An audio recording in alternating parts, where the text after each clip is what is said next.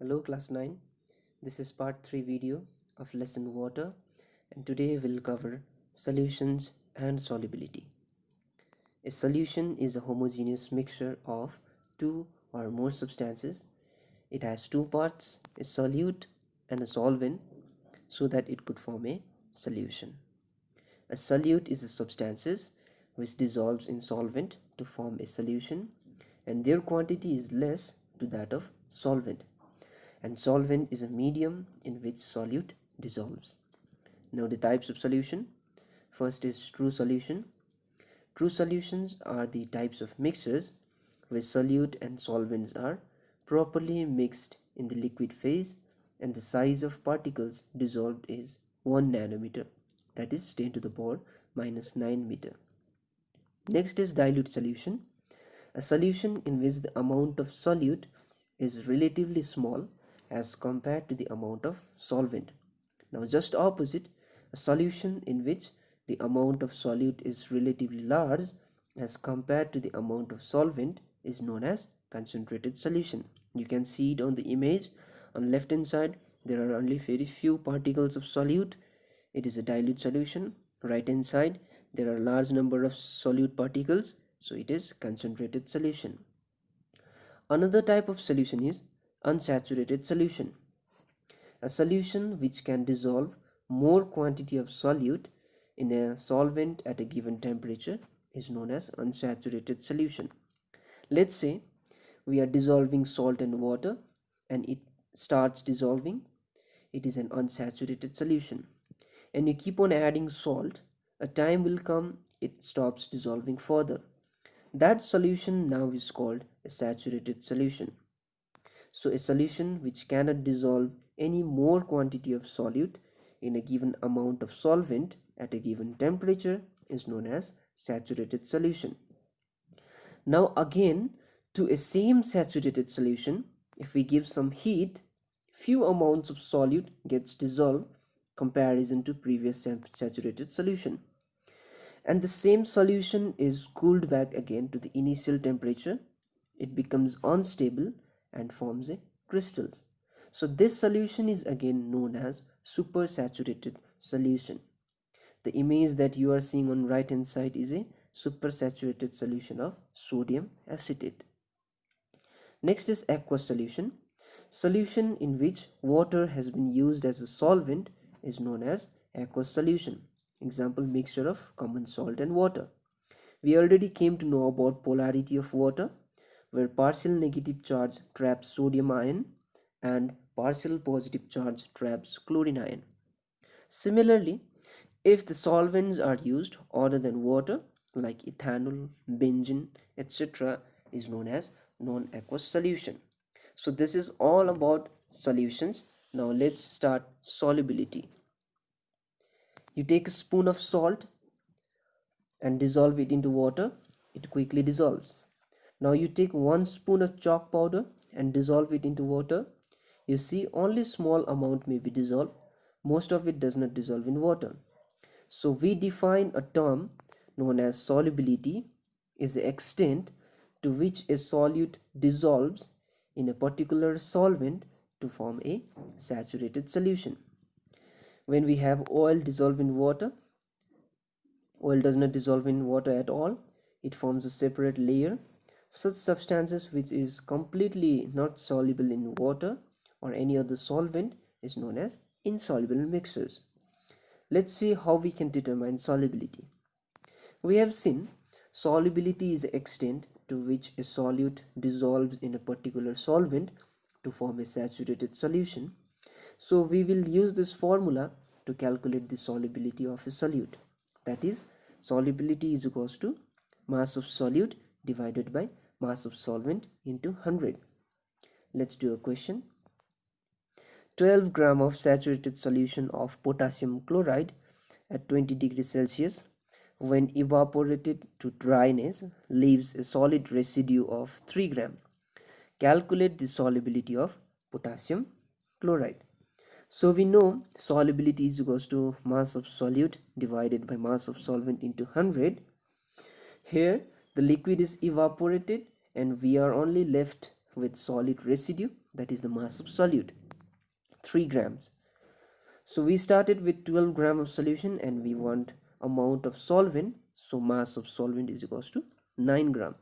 So after substituting everything in that formula, we get solubility is equals to 33.3%. Now let's see what are the different factors on which solubility depends. See, there is a class, it consists of some students.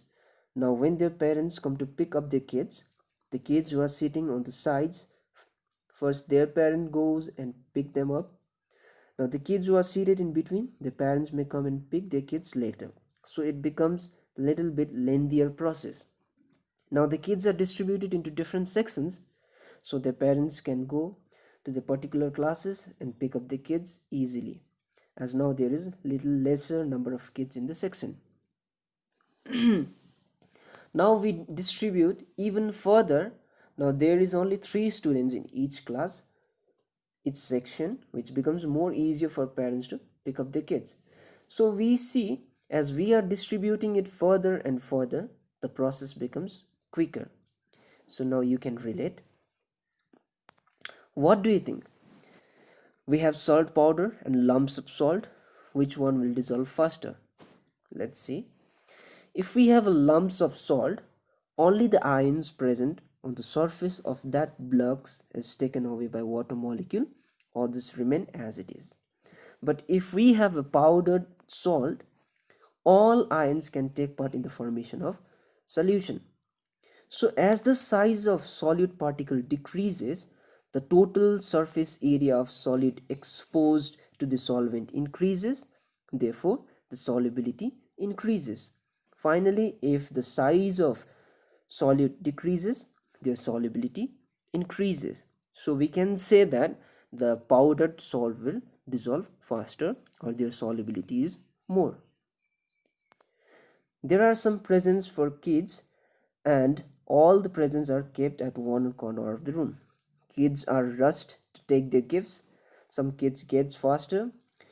They take their gifts, open it, and leaves. Then the kids left behind will come, get back their chance and get their gifts. But instead of keeping all those gifts at one corner of the room, the presents by parents are scattered over the room. It would be easy for the kids to get their gifts, and they open their present and leaves. So can you relate this with the stirring of solute in a solvent? How does stirring affect the solubility of a solute? Let's see. So there's an image. We add salt to water and left in the first image. The molecules of water reaches the surface and act with only the ions available to them. Now it is stirred, all the salt particles starts moving, and greater surface area is now available for water molecule to act on, since they can take away greater number of particles with them. So solubility increases. So what we can conclude is stirring brings more number of solvent in contact with the solute particles, hence solubility increases. Next is, what are the effect of temperature in the solubility? As the temperature increases, we know that the kinetic energy of the particle increases. This means the speed of the particle increases, and the interparticle space of solvent particle increases, where the ions can get easily into those space, which increases the solubility of the solid particles. Therefore, increase in temperature will lead to increase in solubility. Now solubility curve. The solubility curve is a line graph which shows changes in a solubility of a solution.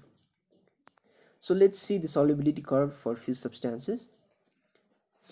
We see for most of the solid substances, when temperature increases, the solubility increases. Say for example, this potassium bromide, as temperature increases, solubility also increases. This is because when temperature is increased, there is a very large intermolecular space between the solvent, so the greater number of solute can be dissolved.